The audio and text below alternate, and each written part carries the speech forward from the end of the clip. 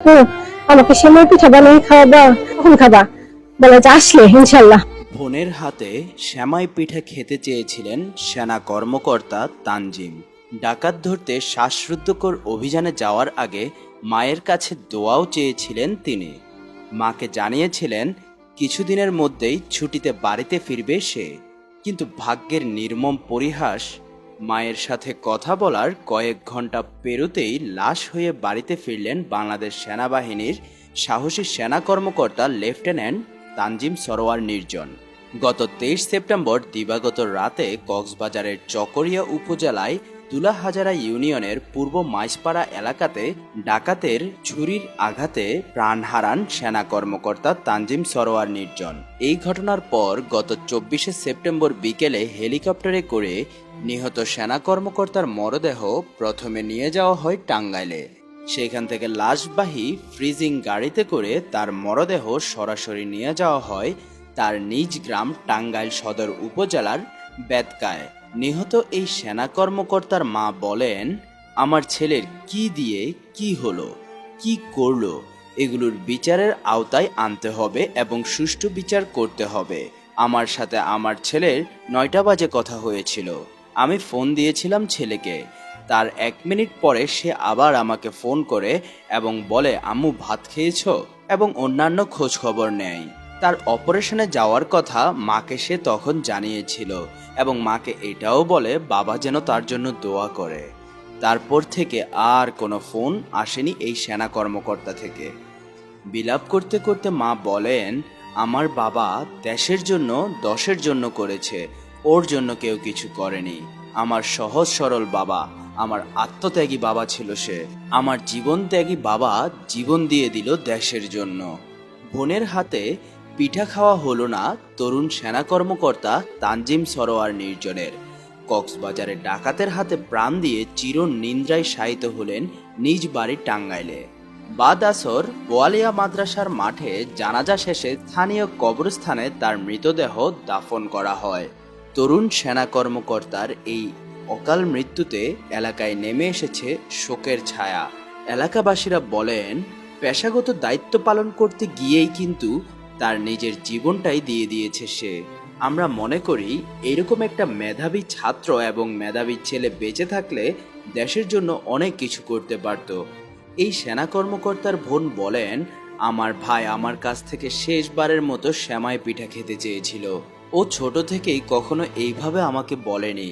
আমি ভেবেছিলাম ও তো ছোট মানুষ, মুখরোচক খাবার খেতে পছন্দ করে। আমাকে 6টা বাজে মেসেজ করে বলেছে, আপু তুই কি আমাকে সেমাই পিঠা বানিয়ে খাওয়াবি? আমি বললাম হ্যাঁ খাওয়াবো। কখন খাবে, তা কিভাবে খাওয়াবো তোমাকে বলো। সে বলে আমি আসবো ইনশাল্লাহ তখন। তার বোন বলেছিল, আচ্ছা ঠিক আছে তুমি তাহলে আসো, ইনশাআল্লাহ আমি তোমার জন্য সেমাই পিঠা পাঠাবো।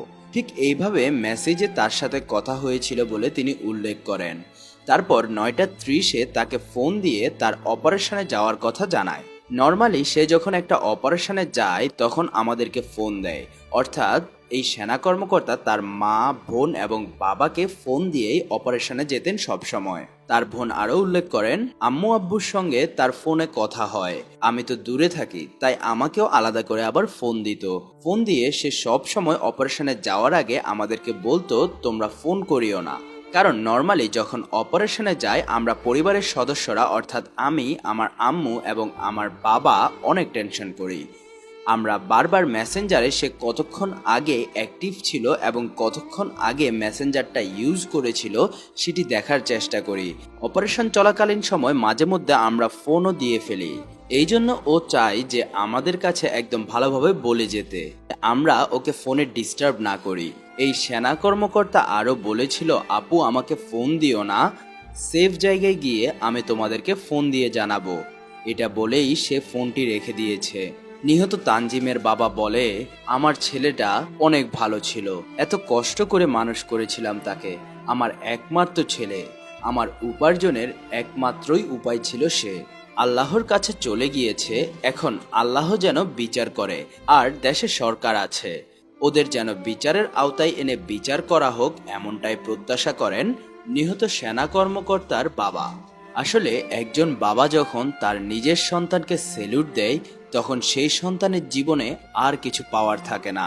একটি ছবিতে দেখা যায় অন্যান্য সেনা কর্মকর্তাদের সাথে ওই নিহত সেনা কর্মকর্তার বাবা নিজের সন্তানের কবরের সামনে দাঁড়িয়ে নিজের সন্তানকে সেলুট করছিলেন। এই সেনা কর্মকর্তা একজন গেমারও ছিলেন একটি সময়।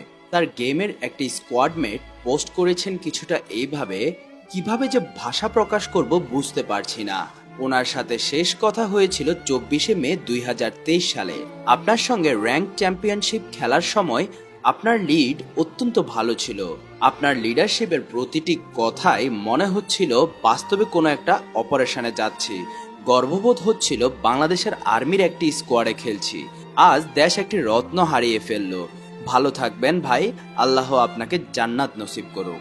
নিহত সেনা কর্মকর্তা তানজিমের বাড়িতে গিয়েছিলেন ঘটাইল এরিয়ার 19 পদাতিক ডিভিশনের জিইউসি জেনারেল হুসেইন মোহাম্মদ মশিউর রহমান।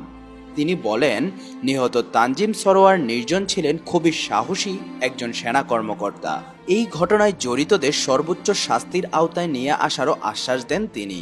উল্লেখ্য, মেধাবী সেনা কর্মকর্তা টাঙ্গাইল শহরের বিন্দুবাসিনী সরকারি বালক উচ্চ বিদ্যালয়ের ছাত্র ছিলেন।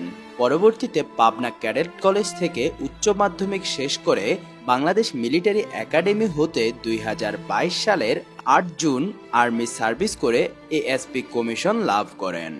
দর্শক, 23 বছর বয়সী নিহত সেনা কর্মকর্তা তানজিম সারোয়ার নির্জনের এই সাহসী মৃত্যুকে নিয়ে পুরো দেশবাসীর মনে সৃষ্টি হয়েছে তার প্রতি একটি অন্যরকম সম্মান। অবশ্য এই সম্মানটা তার কর্মের কারণেই সে পেয়েছে, সে অর্জন করে নিয়েছে। আপনার গুরুত্বপূর্ণ মতামত কমেন্ট করে দিয়ে আরও আপডেট পেতে আমাদের পেজটিকে ফলো করে সাথে থাকুন। ধন্যবাদ।